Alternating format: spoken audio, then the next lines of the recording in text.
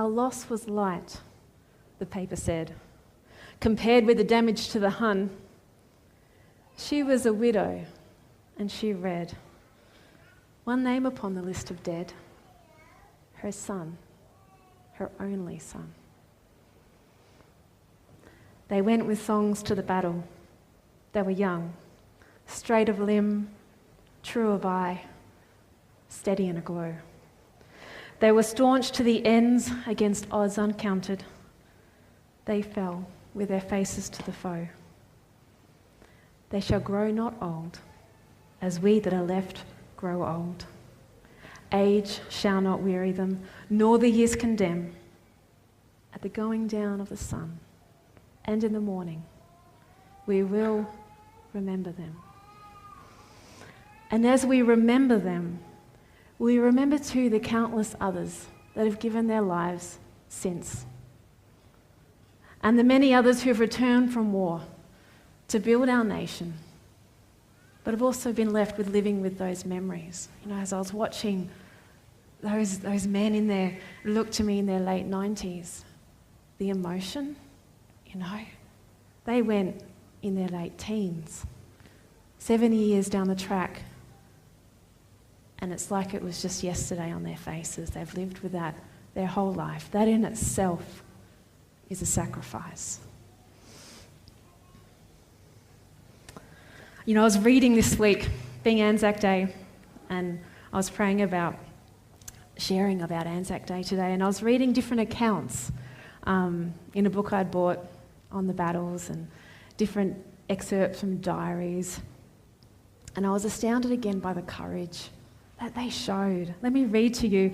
This account is by Ashmead Bartlett. He was an English journalist, and he was, from what I understand, the main journalist actually there on one of the ships. It was his reports that first made it back to all the major newspapers of how it actually went at Gallipoli, an English guy, and he wrote this, amongst much.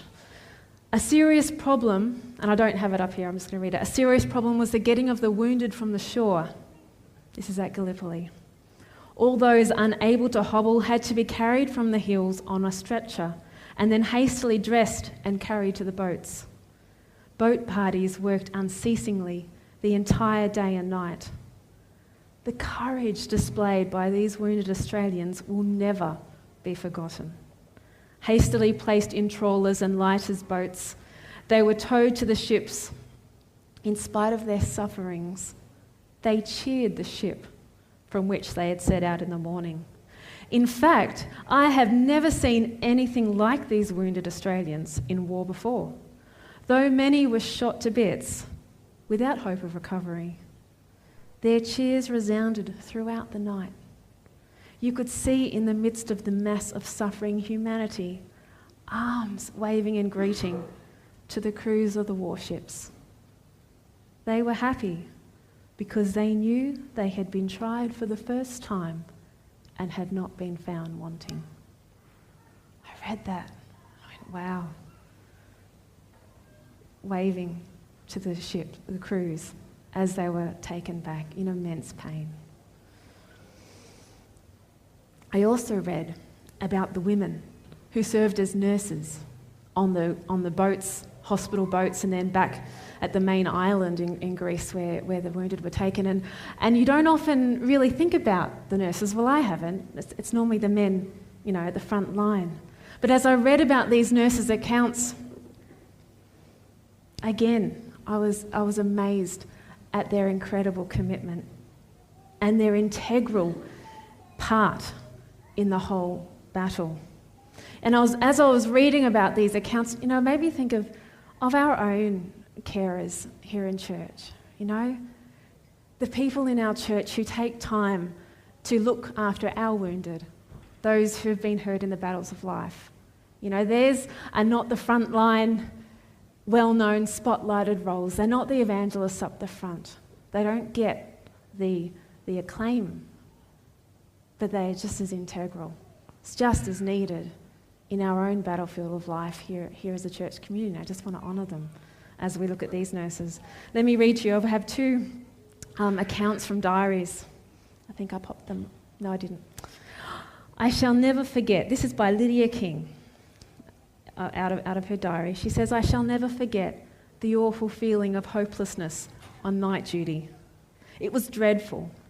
I had 2 wards downstairs, each over 100 patients, and then I had small wards upstairs. Altogether, about 250 patients to look after, and 1 orderly and 1 Indian sweeper. Shall not describe their wounds. They were too awful. One loses sight of all the honour and the glory in the work we are doing. 250 patients. Another lady, Grace Wilson, writes, 9th of August, found 150 patients lying on the ground. No equipment whatever. Had no water to drink or wash. Next day, August 10, still no water. Convoy arrived at night and used up all our private things, soap, etc., tore up clothes for bandages. The next day, 11th of August, convoy arrived, about 400, no equipment whatever. Just laid the men on the ground and gave them a drink. Very many badly shattered and nearly all stretcher cases. Tents were erected over them as quickly as possible. All we can do is feed them and dress their wounds. A good many died. It is just too awful. One could never describe the scenes. Could only wish all I knew to be killed outright. It's pretty moving, isn't it? You know, when you stop and pause, read, remember, think about what has been done, what has been given. You know, when I watched that clip at the beginning, I've already seen it a few times because I'm the one that sourced it, but it still moved me. Just listening to what has been given. Anzac Day. You know, sadly, it can become more like a public holiday than Anzac Day. I don't know about you, and I'm being brutally honest. I'd love to say that I always go to the dawn service, have since a kid, never miss it. But I don't. And I think that's not real great. Often, it can be just a break from work, a chance for a sleep in even. But it should be more than that. It should be more than just a public holiday. When I read these accounts, when we really look at what it means, what it is, what has been given, it's not just a public holiday. Thousands of good, much loved people, husbands, fathers, sons, wives, gave their lives, faced horrors we can't imagine, for our nation, for the life that we're privileged to enjoy. And those who are lucky to return lived like those men, with the horrors still in their mind. And thousands like Mason continue to serve, continue to volunteer. Mason, you're in the reserves. Yeah, Mason's in the reserves. You know, he volunteers his time to be there. And I think it's amazing, and I think it's something that we ought to honour. But there is an even deeper reason why Anzac Day should be more than a public holiday. It's important to remember, because as we do so, we're confronted again with the reality that the life we have is precious, you know. It's so easy to get caught up in the busyness, the pleasures, the normality even of life, and to think that it's just the norm, you know. It's just, but it's not. The life that we live is actually a privilege that so many do not have not had, will not have. You know, the freedom that we have is a privilege. And when we pause to stop and remember, I believe we're reminded of that, and it gives us a greater value of what we have. It challenges us to protect what we have, not in a selfish way, but to do our part as citizens, to actually build our nation further, to not sit back and go, you know, she'll be right, mate, to actually build our nation like the people that have gone before us.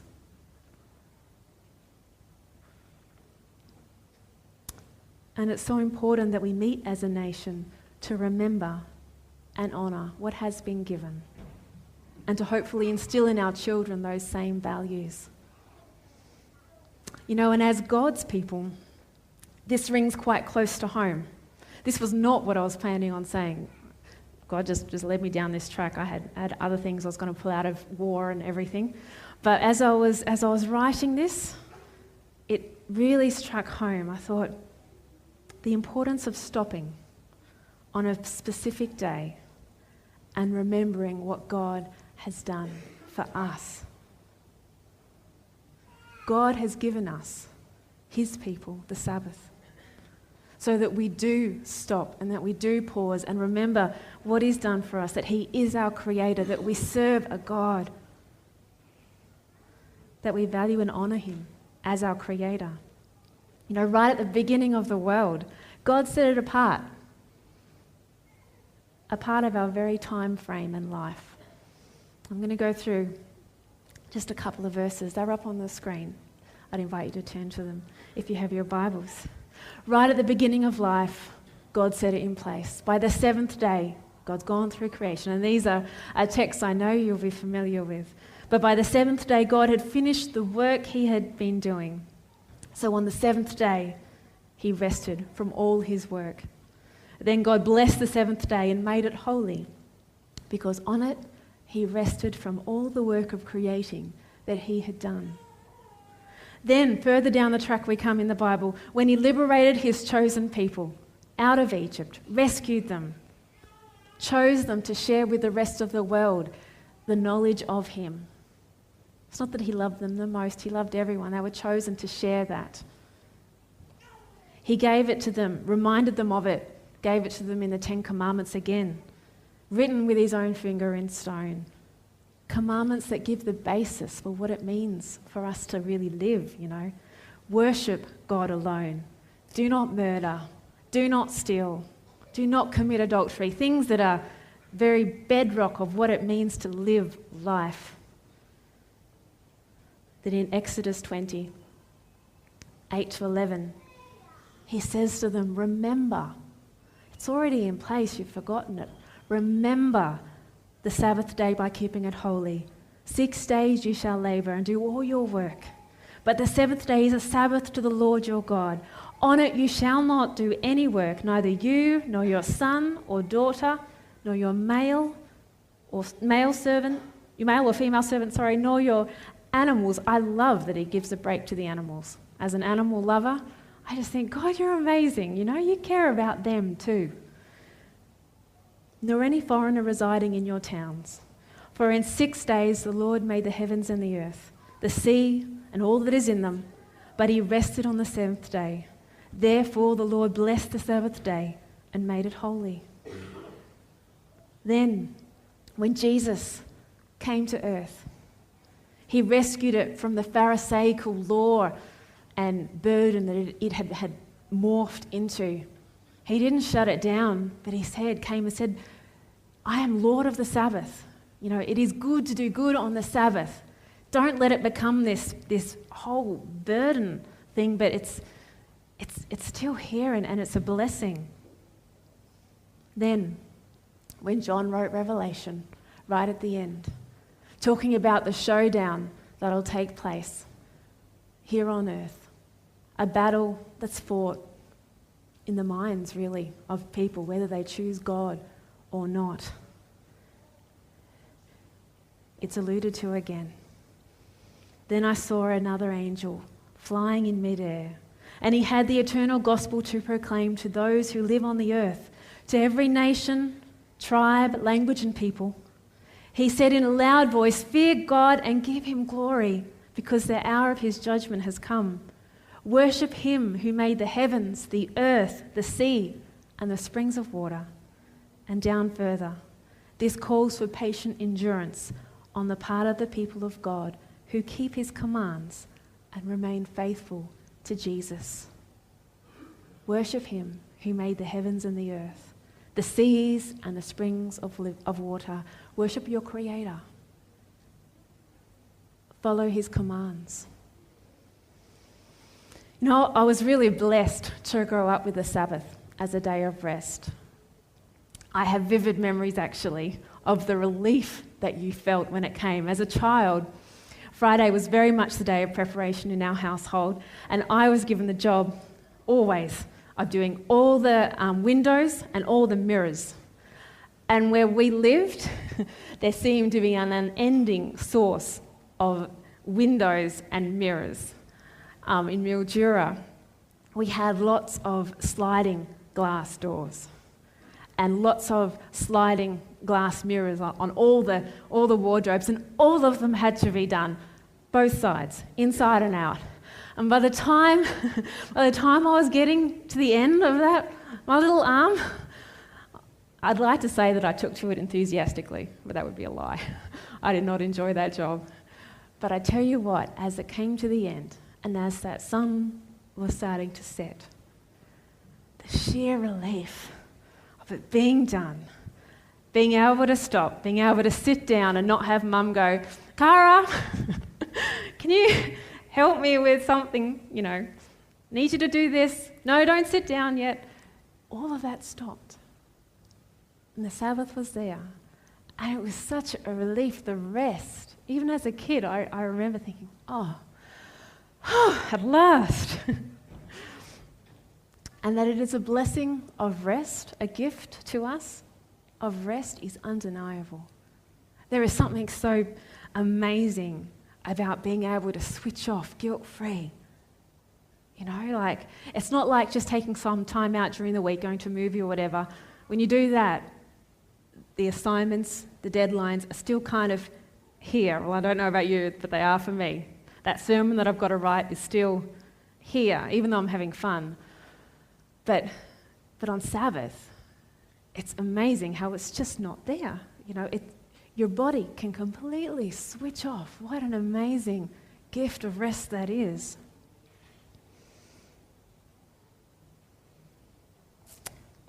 But I wonder if sometimes in our enjoyment of the rest, of its blessing, we can lose the importance of remembering.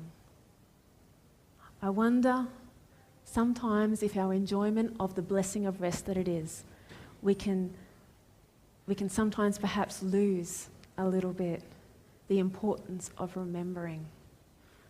Like Anzac Day, if we're not intentional, it can be just a bit like a holiday, a day off, chance to catch up with friends.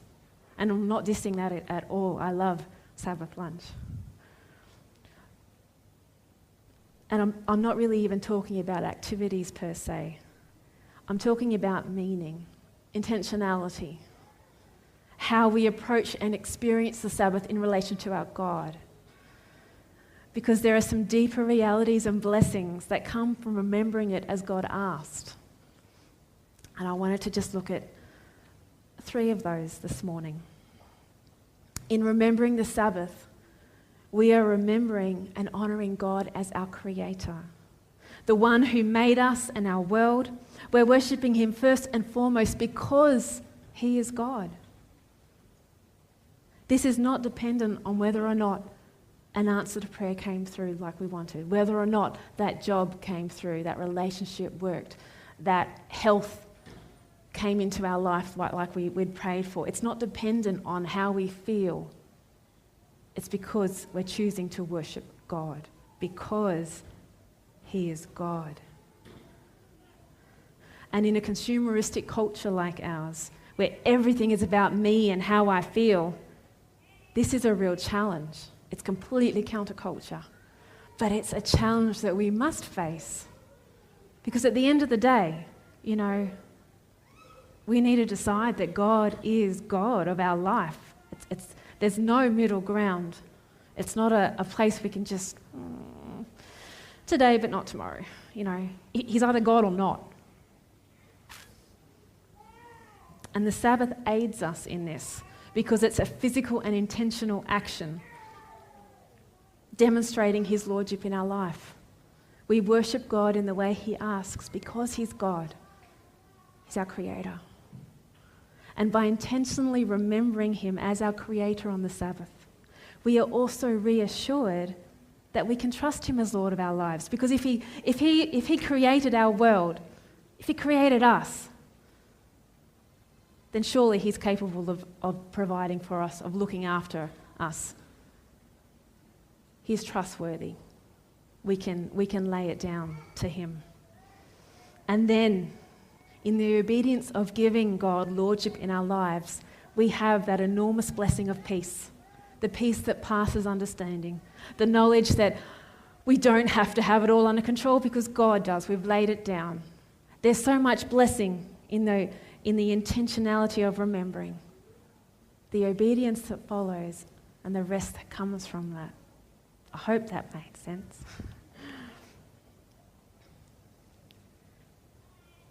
And as we remember the Sabbath, we also honour him as our Redeemer. Because the same God who first gave us life as Creator redeemed us and gave us new life and a recreated life. He died on that cross. He broke the bonds of death, eternal death. And he promised that he'd come and live inside us if we asked and recreate us into the people we were designed to be. He was the creator at the beginning of the world, and he's the recreator now as our Redeemer, creating in us new life. And as we pause and remember on the Sabbath, we honour him anew in that. You know, this is the bedrock of what it means to be a Christian, the very foundation of our lives, that Jesus died for us. But how easy it is to get caught up in life and let its meaning slip a little bit. We forget to live it out.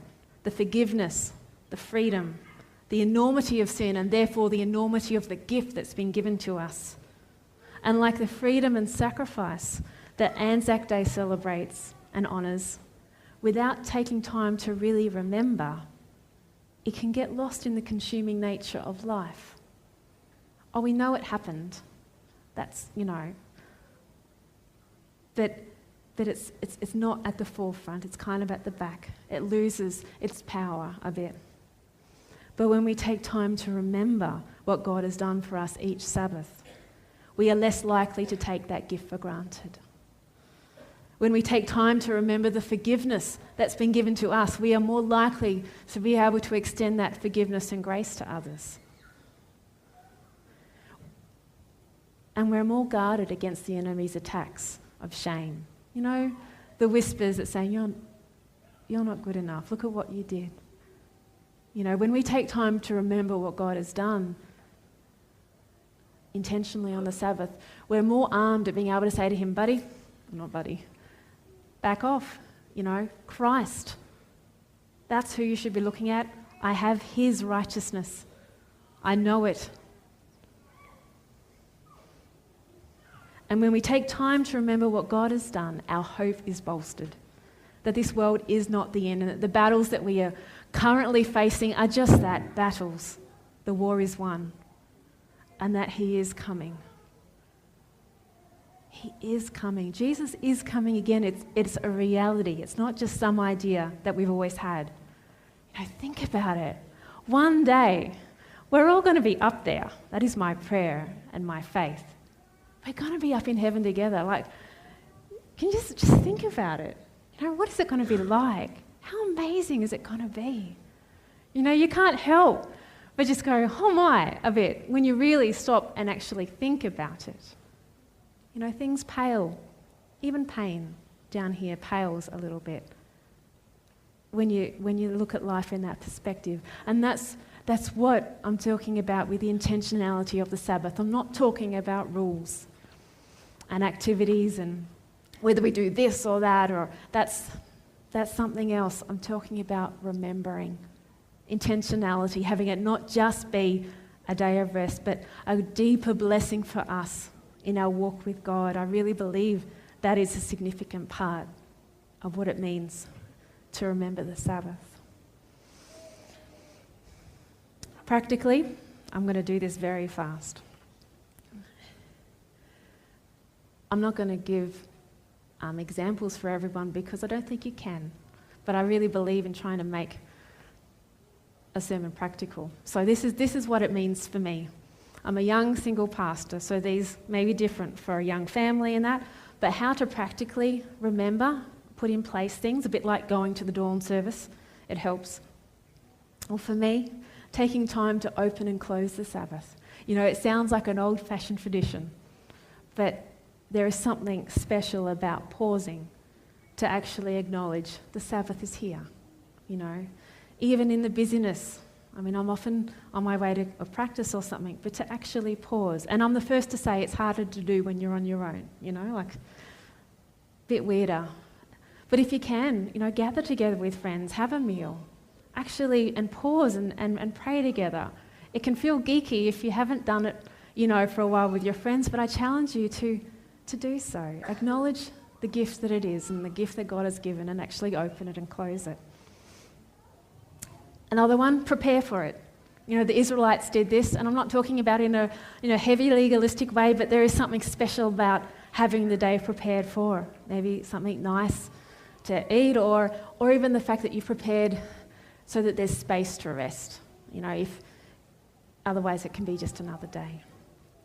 And lastly, spending time, some time alone with God, having it not just be an entire social day. And this is a challenge for me too, but I'm challenging myself to take some time out to actually just spend meditating with God, from the busyness of visiting and all of that, to actually just commune with my God on the day of rest that He gave.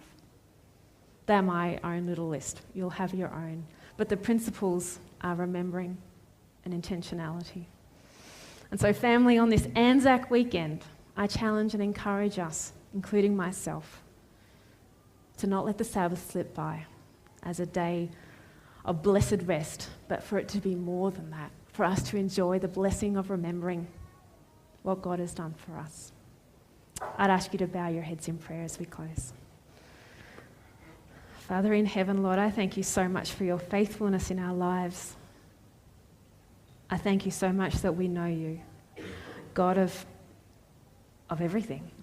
You are God, and Lord, it is a privilege to be able to worship you. I thank you for every person here, part of our family. Lord, I pray that you would draw us nearer, and in the coming year, that you would help us draw nearer to you on your Sabbath. It is hard in our culture. But Lord, I would pray that you would give us commitment and dedication to be able to enjoy that blessing that you have for us and to be able to share it in turn with others. I also pray for a blessing on our week as we go forth, that you would bless us to be a blessing to others, those we encounter along the way. In Jesus' name, amen.